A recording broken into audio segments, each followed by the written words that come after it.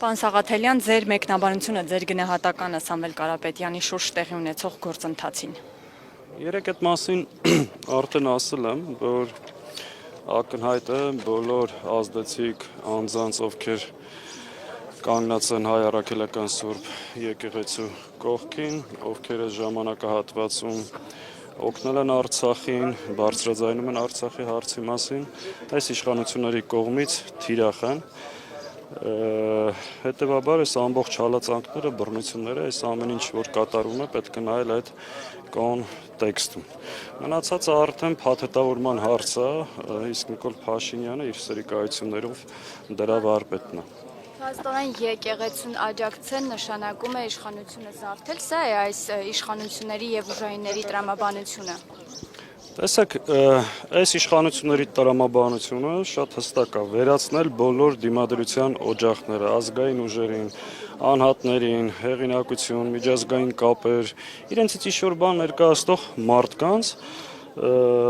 սա նաև իրենց վախի ցուցիչն է, որը շատ հետևողականորեն փորձում են այս ճանապարհով վախեցնել, լռեցնել, սա շատ ուղերձ է նաև բոլոր այն գործարարներին, որ եթե թուրքական պահանջների հետ հաշտ չեք, ձեզ սա է սպասում։ Ու սա շատ-շատերին մեկ անգամ եւս մտածելու տեղիք է տալիս։ Նաև նրանց, ովքեր մտածում են, որ իրենց հերթը չի հասնելու, այս պետք է բոլորը տեսնեն, գիտակցեն, հասկանան խորությամբ, թե ինչ է կատարվում մեր շուրջ, մեր երկրի ներսում եւ իրական թշնամիները ինչ են անում մեր պետության հետ։ Սաղաթելյան, բայց ազգային ժողովում Նիկոլ Փաշինյանը հայտարարեց, որ այդ հայտարարությունները եկեղեցու մասին չէ, այլ Հայաստանի Հանրապետության մասին էր ու փորձ է արվում տպավորություն ստեղծել, թե Հայաստանում կարող են գալ ինչ-որ մարդիկ, ինչ-որ տեղից ու իրենց ձևերով ասած ինչ-որ բան անել, ասում է, եթե կոնկրետ լուծումներ ունի Հայաստանի Հանրապետությունն ու չի հանդուրժի ինքը, որ որևէ մեկի լեզուն պտտվի ու նման բաներ ասի։ Բայց ինչ է ասել մարդ, ասել է եկեղեցու կողքն եմ, Նիկոլ Փաշինյանը Հայաստանի ինքնիշխանությունից, պետությունից, պետականությունից խոսելու իրավունք չունի, որովհետև ինքը Հայաստանի ինքնիշխանության եւ պետականության առհասարակ թշնամին է, դա ակնհայտ է, իսկ այն մյուս հայտարարությունը, որ պետք է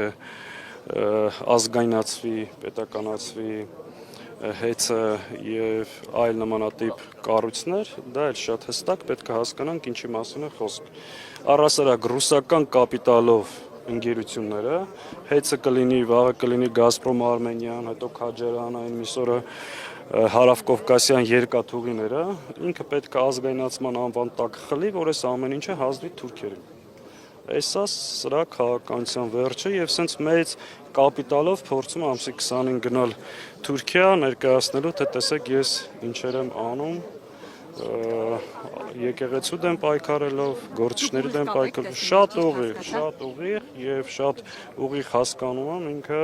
քայլեր է ձեռնարկում ռուսական կապիտալով ընկերությունների, ռուսական ազդեցությունը ստեղ թուլացնելու եւ դրա փոխարեն Թուրքիային Հայաստան մտցնելու ուղղությամբ։ Այս է սրա քաղաքականության ուղիղ պարզ բանաձևը ինչ ուզում է որ անի։ Մնացածը արդեն այս ամեն ինչը ոնց կարա փաթեթավորի մեր ժողովրդին խաբելու համար, դա իր եւ իր վարպետների, տերերի վարպետությունից է։ Ոչ մի լավ բան։ Ոչ մի լավ բան, ընդ որում որ ներկայացնում են սա պատմական առաջին դեպքն է եւ այլ, Նիկոլ Փաշինյանի կառավարման 7 տարիները բոլորը ձախողման, պարտության, նվաստացման, հերթական գնում է իրականում, սա պետք է շատ բառացի արդեն ամեն ինչ ձևակերպել, էլի, որովհետեւ այնքան հստակ է գնում է իր ավագ եղբորից նոր հրահանգներ ստանալու համար։ Իսկ եթե այն խոսակցությունը, որ կա այն օրակարգը նաեւ գնում է Անկարայում քննարկել Բաքվի հետ այսպես կոչված խաղաղության պայմանագիրը, որ իրականում կապիտուլյացիա է, ու արդեն Թուրքիան է միջնորդ դառնում հայ-ադրբեջանական հարաբերություններին, դրանով արդեն ամեն ինչ ասված։ Պարոն Սաղաթելյան, իսկ ինչ եք անում դուք ձեր քաղաքական ուժը կանխելու այս սցենարները, որոնց մասին նշում եք։ Դուք ես հարցը սենց անընդհատ ինձ հետևողական տալիս եք, ես ձեզ սիրով ամեն անգամ պատասխանում եմ, անցնող 5 տարվա ընթացքում կարծում եմ ինչ ենք արել բոլորի աչքի առջև, առհասարակ այդ հարցը պետք է տաք նրանց, ովքեր մինչև հիմա որևէ բան չեն արել եւ շատ հստակ ասում եմ, այս բանը լուրջ խորհրդակցություններ են տեղի ունենում ավելի խորքային գործընթաց սկսելու համար, ավելի կոնկրետ գործընթացը ենթադրում է նաև գործողություններ, ավելի կոնկրետ ու ավելի հստակ այս բանի որևէ բան չեմ կարող վերջնական ասել, բայց կարող եմ հստակ ասել, որ կա խորհրդակցություն տարբեր ուժերի, քաղաքական գործիչների միջև ստեղծված իրավիճակում համարժեք քայլեր ձեռնարկելու ուղղությամբ։ Պարոն Սաղաթելյան, երբ Փաշինյանը նամակների միջոցով օրինակ նույնիսկ ԲԴԽ-ի նախագահ է աշխատանքից հանում, այս պարագայում դատարանից ինչ ակնկալիք ունեք։ Առհասարակ Նիկոլի դատարաններից մեծ ակնկալիք ունենալը լուրջ չի, բայց քանի որ գործը շատ ջուր է, շատ ծիծաղելի է, ծաղրի առարկա է ամեն ինչը, դրա համար միշտ ինչ որ 1% հույս ունես արդարության, չգիտեմ, ողջամտության, բայց ընդհանրապես Նիկոլի տիրապետության տակ գտնվող դատարաններից մեծ հույս ունենալ չի կարելի։ Սաղաթելյան, տարածաշրջանային իրադարձությունների, եթե կարելի է անդրադառնանք, Իրանի հայ համայնքից արդեն ներկայացուցիչներ ունենք, ովքեր փորձում են վերադառնալ Հայաստան, սահատում են սահմանը, խոսում եք իրենց հետ, ինչ կապ ունեք, ինչ չէ կատարվում այնտեղ։ Համանա 1 ժամ առաջ եմ խոսել նաև Իրանի մեր ընկերների հետ, գիտեք դաշնակցությունը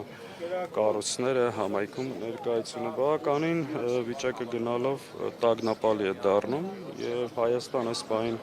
գալիս են ոչ միայն իրանահայեր, այլ նաեւ իրանցիներ ու բավականին մեծ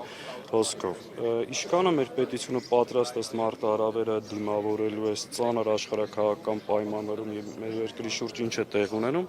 Նիկոլ Փաշինյանի գործողություններից արդեն ակնհայտ է, որ այս մարդը գոյություն չունի, սրա առաջնային խնդիրը երբեք մեր երկրի տարածքային ամբողջականությունը, ինքնիշխանությունը կամ պետականությունը չի։ Այս իմաստով, որ տեսնում ես ինչ է կատարվում մեր շուրջ, ով է Հայաստանի իշխանություն, մտահոգությունները